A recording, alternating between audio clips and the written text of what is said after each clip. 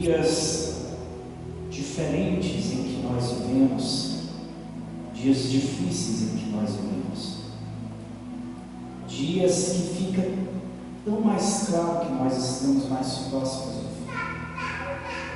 Está tudo tão, a própria segurança do mundo, ela está tão fragilizada. Eu me recordo, se eu tinha 19 anos, os irmãos aqui que se lembram,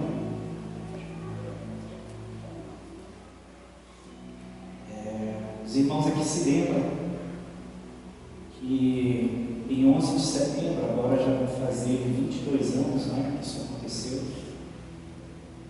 11 de setembro de 2001, me recordo que eu acordei com as notícias da Globo mostrando aquele ataque terrorista terrível ali das Torres Gêmeas. E a gente olhava para a nação americana desde que eu era criança. E ali eu via aquela nação como sendo praticamente intocável.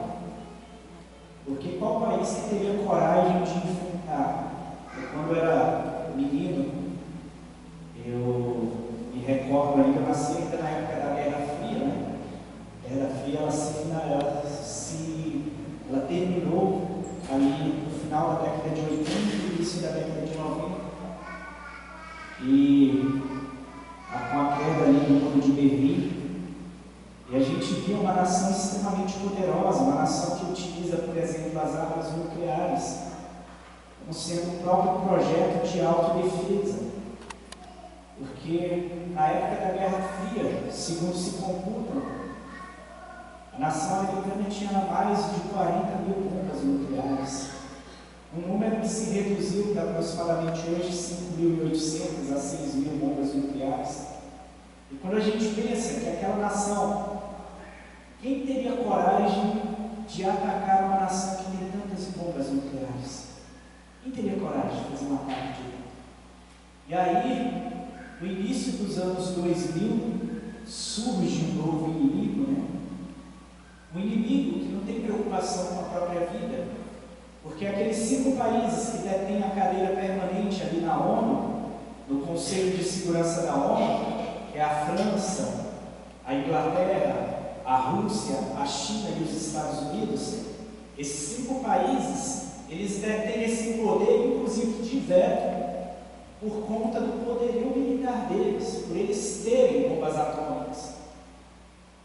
E, de fato, havia ameaças entre um e outro país, mas mesmo diante de todas essas ameaças que havia entre um e outro país, nós sabemos que quem teria coragem de iniciar um ataque contra o outro? Porque um ataque contra o outro significava destruição de si mesmo. Se porventura a União Soviética, a época da União Soviética, hoje Rússia, se ela se levantasse contra os Estados Unidos, eles tinham como contra-atacar, e ainda que os Estados Unidos fossem completamente devastados por meio das armas nucleares, eles teriam poder de fogo para devastar completamente a Rússia, para devastar completamente aqueles outros países. E nessa guerra de freios e contrapesos, a gente vivia debaixo de uma falsa sensação de segurança, porque acreditava-se, segundo alguns especialistas, a partir do momento que explodiu a segunda bomba, a primeira bomba nuclear que foi utilizada contra seres humanos, foi no dia 6 de agosto de 1945, e 3 dias depois, no dia 9 de agosto, em Nagasaki, estoura-se a segunda arma nuclear, uma arma que de imediato mata 70 mil pessoas, de imediato mata 70 mil pessoas, e que nos próximos, até o fim daquele ano, só de Hiroshima morreriam mais 60 mil.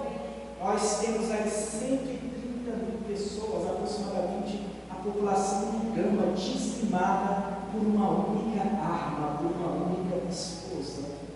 E depois em Nagasaki foram 50 mil pessoas mortas de imediato. por aquela explosão, tantas outras que foram mortas, e agora inaugura-se um novo momento, onde o poderio nuclear representava, para alguns especialistas, o fim das guerras. O fim das guerras. Mas não, as guerras simplesmente se aprimoraram. E agora, dentro desse poderio, a gente olhava para os Estados Unidos como sendo aquela nação que era inatingível, mas de repente veio um maluco lá do Afeganistão, num plano que foi meticulosamente preparado durante anos. Ele foi pensado, foi estudado, as linhas aéreas foram estudadas, eles foram planejando detalhe por detalhe, e aí nasce um novo tipo de inimigo. Um inimigo que, primeiro, ele não tem solo fixo, porque se a China ataca os Estados Unidos, é fácil.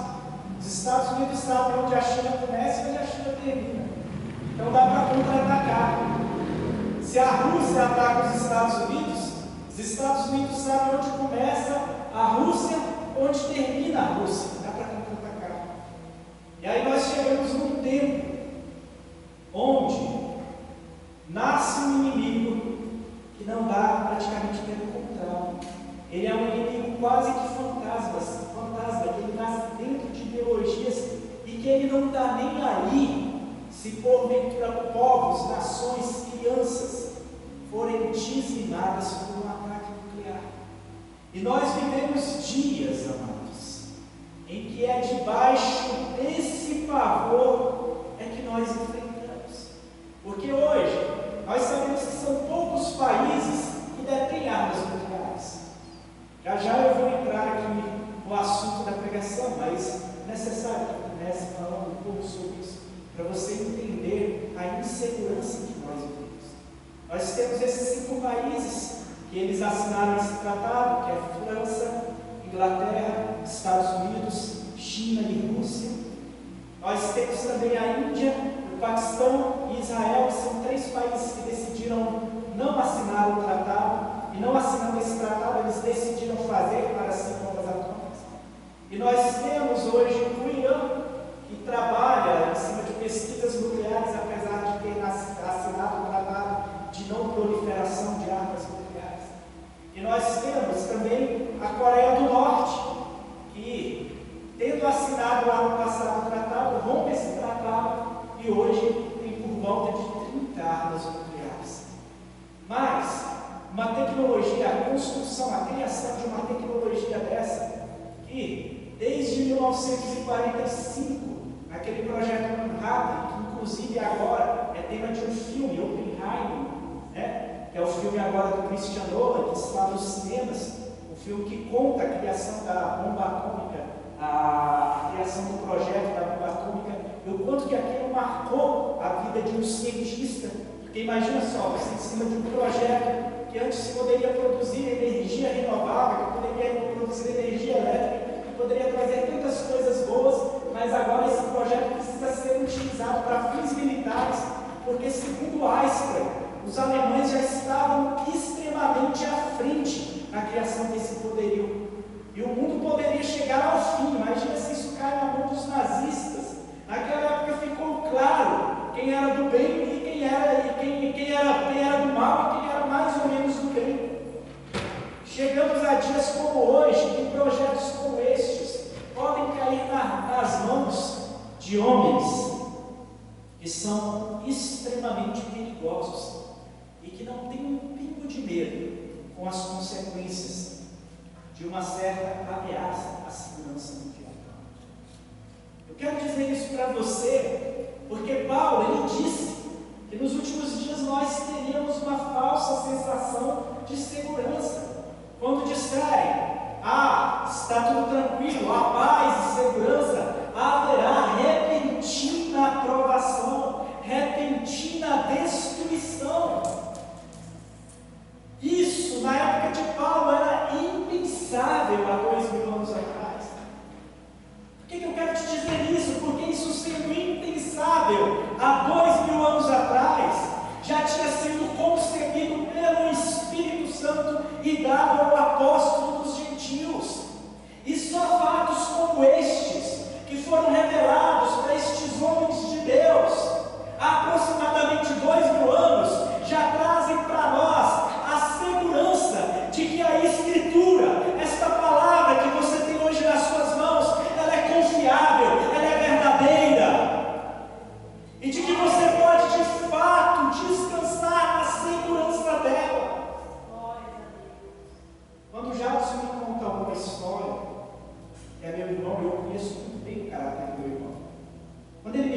história, eu acredito em cada palavra que ele fala, porque ele é confiável. Quando meu pai me conta uma história, eu acredito em cada palavra que ele fala, porque ele é confiável. E por que nós teimamos tanto em acreditar no que está escrito?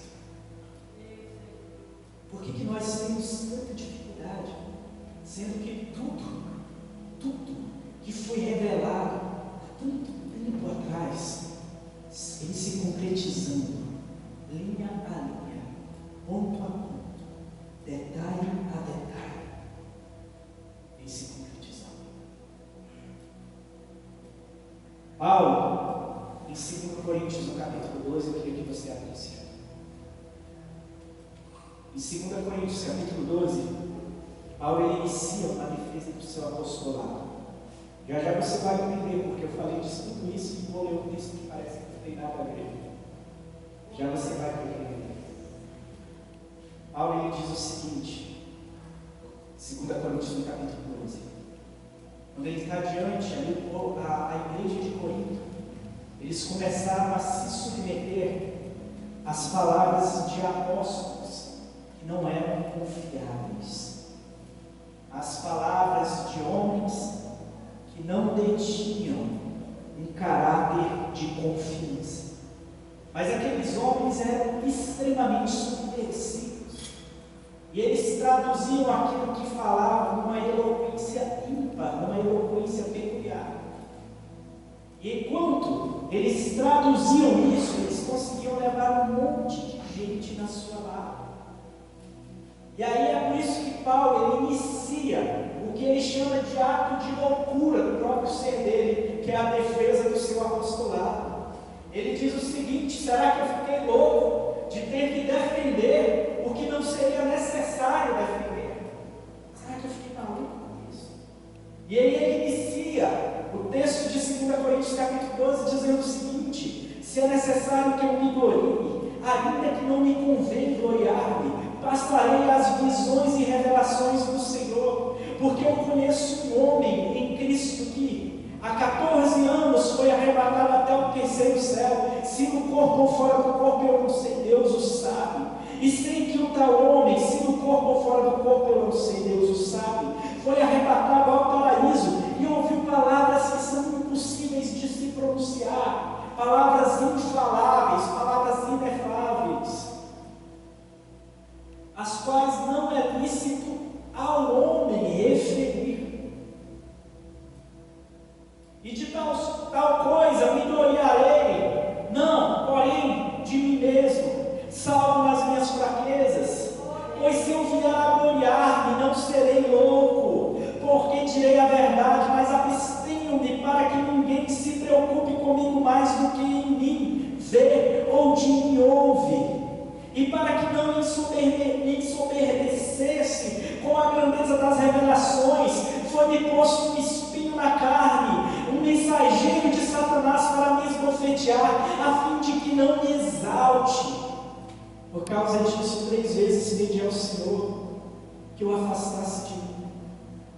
Então ele me disse: a minha graça te basta, porque o poder se aperfeiçoa na fraqueza. De boa vontade, pois, mais me gloriarei nas fraquezas, para que sobre mim repouse o poder de Cristo.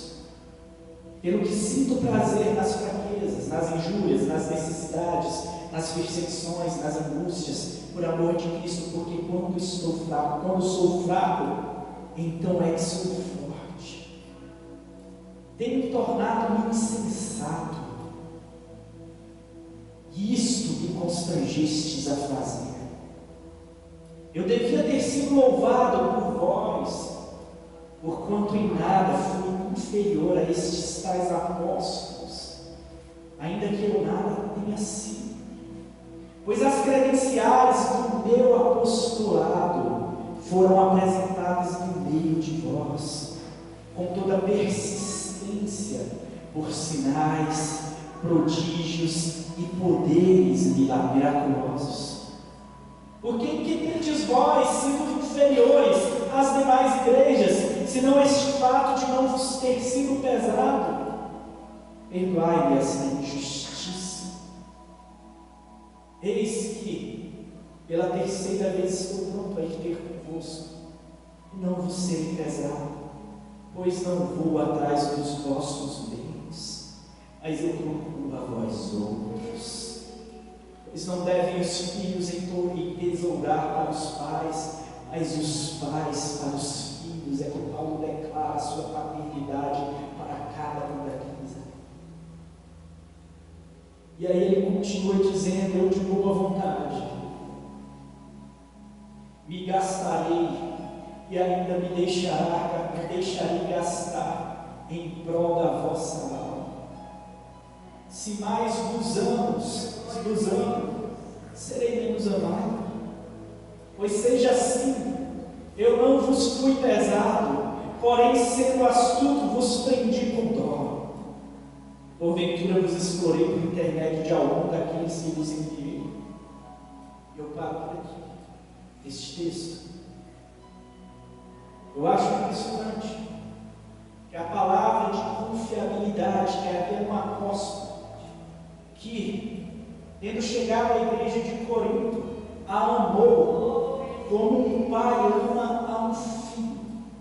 E de repente, a confiança das palavras deste homem, essa declaração de amor que fica aqui explícita para a gente. E muitas pessoas podem até colocar em dúvida a Escritura. Mas quem lê um texto desse, onde um homem, com sinceridade, escancara o seu coração para uma determinada igreja, a qual ele ama de modo visceral, será que essa pessoa, ela precisa de um testemunho maior de que estas palavras são reais e verdadeiras? Quando nós estamos diante de um homem que se rasga para aquele povo, que abre, que escancara o seu peito para aquele povo, para lhes dizer sobre a bondade de Deus, sobre a verdade de Deus, para lhes dizer por que vocês não retornam à simplicidade que habita em Cristo e ficam dando ouvidos à loucura destas ideologias que estes mais excelentes apóstolos apregoam por aí. Nos nossos dias, mestres se levantam de todos os lados, de todas as formas. No YouTube, então, o YouTube ele democratizou a voz dos idiotas. A televisão já conseguia fazer isso, mas não democraticamente, porque os idiotas que se manifestavam na televisão, eles normalmente participavam de uma elite. E a idiotice precisava ser democratizada. Aí chegam as redes sociais. Agora todo mundo pode falar ao bel prazer a idiotice que quiser, a bobagem que quiser. E muitos mestres têm se levantado nos nossos dias, colocando em dúvida aquilo que é, distorcendo a verdade e a própria realidade, para dizer aquilo que simplesmente quer que seja. Querer ser nunca significa ser. E o quase está distante de ser alguma coisa. Paulo, quando ele fala da excelência das revelações, acerca das quais ele recebe indo até o terceiro céu. E aqui há uma diferença entre Paulo e João. João aquele recebeu o Apocalipse. Porque João, quando ele recebe a excelência das revelações, existe uma ordem direta para João. As coisas que você tem visto e você tem ouvido, escreve-as. Existe uma ordem, João. E João, ele é compelido a escrever. Ele é compelido a buscar palavras, expressões. Ele é compelido a transformar o infalável, o inefável, a tentar traduzir isso para uma linguagem que seja no mínimo inteligível, que seja no mínimo compreendida. E João, ele está ali diante do absurdo, do quase impossível, porque qualquer um que está diante do livro de Apocalipse e tem um pouco de humildade, vai dizer: mas eu não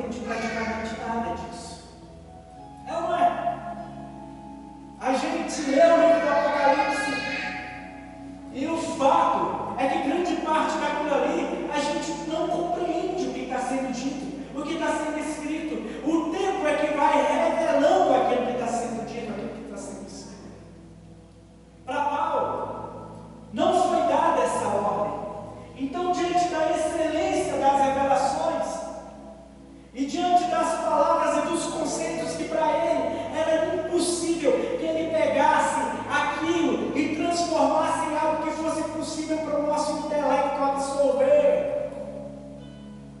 Paulo ele chega a dizer: não é lícito ao homem falar. Ele não está dizendo que era pecado falar. Ele estava sendo humilde ao ponto de dizer que eu não consigo falar. Ele não está dizendo que ele cometeria um crime se ele falasse. Ele está simplesmente dizendo que ele não conseguiria expressar. Era algo que ele guardou, foi algo que ele guardou dentro de si, não passando isso para ninguém. Imagina só, um segredo em que ele não passou para nenhum dos seus discípulos, onde ele guardou isso até o túmulo, até onde ele iria retornar, para agora não ser apenas ele não seria apenas um telespectador da glória futura, mas ele seria um participante da glória. Ele guardou aquilo até o dia que ele não seria um mero visitante do reino celestial, mas ele seria um habitante da eternidade. Existem algumas coisas da vida espiritual e que a Escritura ela nos convida a experimentar, que é impossível para nós transformarmos isso, para nós explicarmos isso para as pessoas. Sim.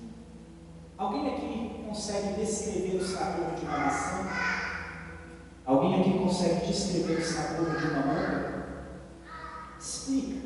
Qual é o gosto da manga? Explica. Eu sei que tem doce no meio. Mas me explica. Defina para mim o sabor de uma manga. Defina para mim o sabor de uma uva. Defina para mim. Imagina uma pessoa que nunca viu na vida dela um pêssego. E aí você vai até lá e fala: gente, eu fui numa cidade onde tinha os melhores pêssegos que eu já experimentei. E essa pessoa nunca experimentou um pêssego na vida. E aí você começa a tentar descrever um pêssego para essa pessoa. Não, porque ele tem gosto assim. Na hora que você morde ele, parece que ele vai derretendo na sua boca. E aquele gosto vai entrando em todas as camadas das suas células que fazem você sentir o sabor. E aí de repente tem aquele gosto aquele gosto doce, com um toque cítrico, e você vai tentando explicar. Você entendeu? A pessoa falou: não entendi, foi nada. Só entende o sabor de um pêssego aquele que pega um pêssego e saboreia. Só entende o amor de Deus quem experimenta o amor de Deus. Só entende o amor de Deus quem cai de boca do fruto do Espírito Santo. Só entende esse amor quem de fato come até o caroço, quem de fato se lambuza dessa unidade. A Escritura ela é extremamente confiável. Ela nos diz que a vontade de Deus é boa, é agradável e é perfeita. Ela nos diz para nós lançarmos diante dele as nossas ansiedades. Ela nos diz para nós nos lançarmos nos braços dele, confiando plenamente. Ela nos diz que no tempo da pior insegurança, nós estamos seguros na rocha inabalável, no refúgio que é o nosso Senhor. Mas só entende isso quem se permite experimentar.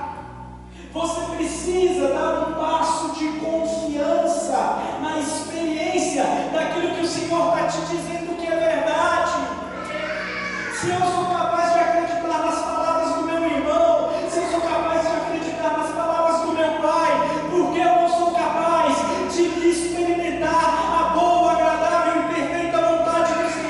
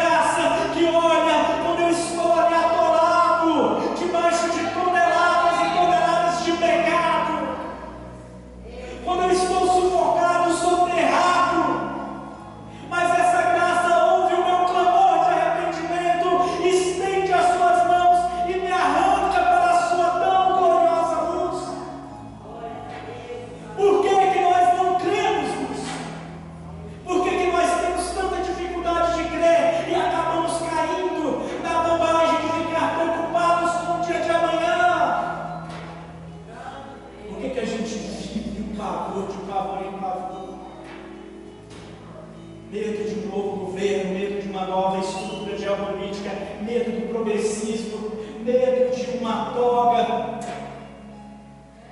medo de uma Suprema Corte, medo disso, medo daquilo, medo da morte.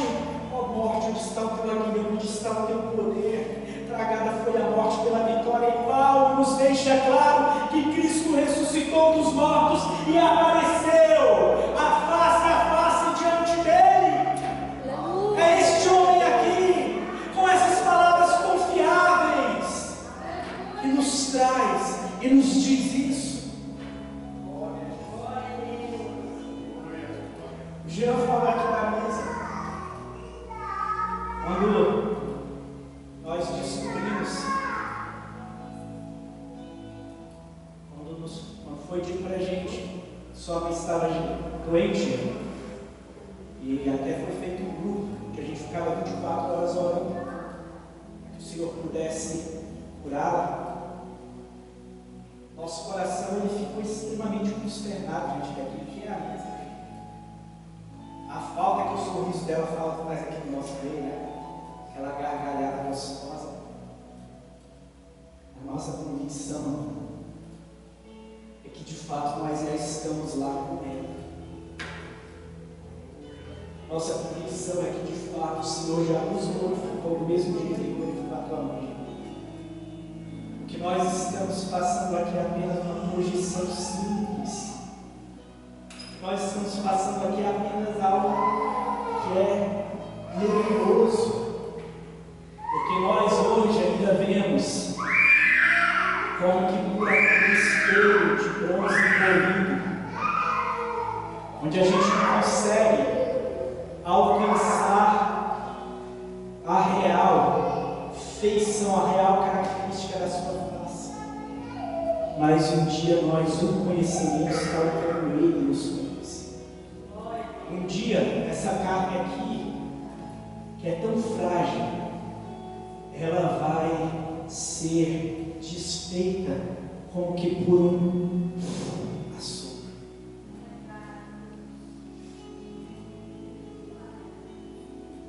E aí eu serei transformado como um piscar de olhos,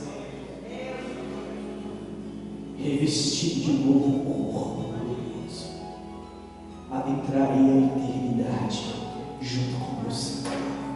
Você entende a glória disso? Você entende o significado disso? Para que você vive com esse medinho? Entenda que a graça do Senhor te é suficiente. E não te é suficiente como um prêmio de consolação. Um prêmio porque, já que eu não vou viver as glórias deste mundo, então eu pelo menos vou ter a graça do seu amor. Quando que nós somos aqui, que é puro nevoeiro, que é pura névoa, se solidificar de acordo com aquilo que é a realidade dos próprios céus, você vai entender que a tribulação, que a angústia, que as perseguições, que as injúrias, que as calúnias, que tudo aquilo que você viveu nesta vida aqui foi apenas uma leve e momentânea tribulação. Eu queria que você se colocasse de pé. A segurança que o mundo traz, já ficou claro que não tem significado algum.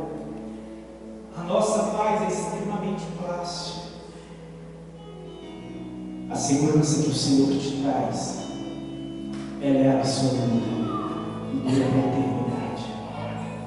Mas eu quero te dizer o seguinte: ainda que você não consiga descrever um pêssego, ainda que você não consiga descrever uma manga, mas quando você estiver diante das pessoas aí, diga para elas: olha, eu não sei como descrever um pêssego, eu não sei como descrever esse amor, eu não sei como descrever esse perdão, eu não sei como descrever essa graça, eu não sei como descrever essa paz, porque é uma paz que excede todo o entendimento. Como eu vou descrever uma coisa que excede o entendimento? se eu não compreendo como que eu vou descrever, mas como aquilo está diante de você, tal como Eva no Éden ofertou aquele fruto, onde o homem tomando ele, comendo, gerou toda a queda. Hoje você tem Cristo para oferecer para as pessoas, e você pode dizer com convicção absoluta: Ele é poderoso para transformar a tua história, Ele é poderoso para restaurar a tua vida, Ele é poderoso para te trazer paz, para te livrar da culpa, para te curar. Nós cremos em um Cristo, nós cremos em um Deus que nos salva, nos cura e nos batiza com o Espírito Santo. Você tem isso para oferecer para as pessoas. Você não tem que ficar tentando ali falar: não, você precisa entender intelectualmente, racionalizar isso. Na sua cara, prova. Tua vida está essa porcaria, está essa desgraça. Você que vive traindo a sua esposa, você vive nesse pavor todo. Prove e veja que o Senhor é bom. Prove e veja que o Senhor, Ele tem poder para te salvar, para te restaurar, para te perdoar e para te levar para o céu. Amém, amados? Feche os seus olhos. Senhor Deus e Pai, no mundo de insegurança, nós somos cercados pela Tua segurança. Nós estamos, Senhor, debaixo das Tuas asas. Nós estamos abrigados no Teu amor. E não há escuridão, Senhor, que possa fazer com que nós sejamos visitados por Deus, Senhor. Porque nem a morte, nem a vida, nem a altura, nem profundidade, nem largura, nada pode nos separar do Teu amor. E essas palavras são confiáveis, meu Deus. O Senhor nos resgatou da morte para o reino do Teu eterno amor. E é isso que nós cremos, meu Pai. E porque nós temos tanta dificuldade de confiarmos nisso de modo pleno, por que nós ainda caminhamos tímidos, ao invés de nos dedicarmos à obra de levarmos a Tua vida e a Tua palavra àqueles que ainda não Te conhecem? Porque nós vivemos ainda com espírito de covardia, meu Deus. Age nos corações de cada um aqui e traga espírito de ousadia, para que nós venhamos, Senhor, a levar este fruto, levar o Teu amor a tantos outros que estão se perdendo aí fora. Em nome de Jesus, cura-nos, liberta-nos. E que nós sejamos as mãos que também curam e libertam. Que o Teu testemunho resplandeça como verdade em cada um de nós. Porque assim como essa palavra é confiável, a minha experiência dentro do Teu amor e da Tua paz, Senhor, é extremamente confiável. Eu sei, tal como Paulo disse, eu sei em quem tenho crido, eu sei, meu Pai, em quem tenho crido. Eu sei as grandes obras que o Senhor já fez na minha vida. E quando eu me recordo do Teu grande amor, me transformando, me salvando, me perdoando, eu sou o testemunho vivo deste amor. Que cada um aqui entenda isso, meu Deus, e que possa propagar este amor em dias onde não há segurança. O mundo precisa de segurança, mas não de uma segurança falsa, não de uma paz plástica, mas de uma paz verdadeira.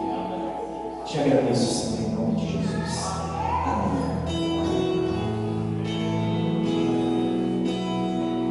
O amor de Deus, nosso Pai, a graça de nosso Senhor e Salvador Jesus Cristo, a comunhão e a consolação do Espírito Santo seja com todos. E todos digam amém. Não saia daqui sem dar um abraço.